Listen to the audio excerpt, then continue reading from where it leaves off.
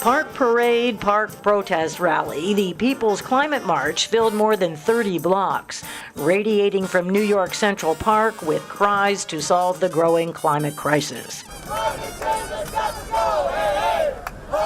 Environmental activist and author Bill McKibben set the challenge in motion 6 months ago for people who cared about climate to show up in New York. We're pretty blown away by how many people came. This is going to be not just by far the biggest climate change demonstration ever.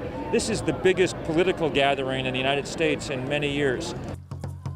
Police blocked off traffic for dozens of labor groups, indigenous people, students, and teachers. Hey, what do we say?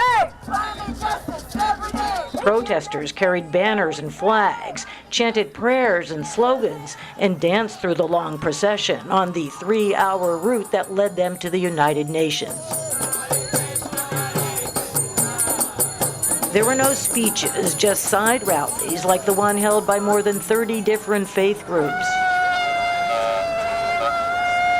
The massive crowd waited to move out behind a Noah's Ark, built especially for the occasion. Hussein Rashid, a professor of Islamic studies and preacher, was on board. I think what it tells us is that as much as we hear about religion being the cause of conflict in the world, it's also an incredible source of healing, and that we all value God's creation equally.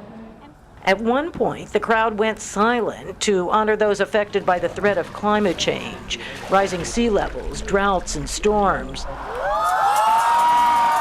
Then a roar slowly built up like a wave through the streets as all assembled sounded a climate alarm, blowing instruments or anything at hand.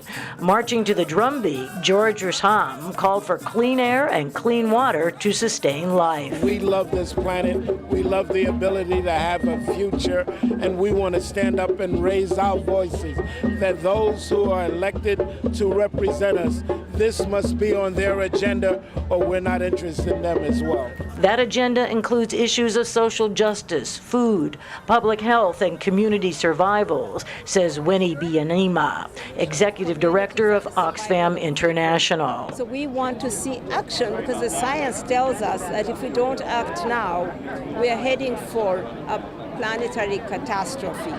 We want governments to put their economies on a path that is sustainable, that meets the needs of human beings and needs of the planet to survive. Organizers say there are 2,600 events like this taking place in 56 countries. Whether governments around the world are up to the task is unclear.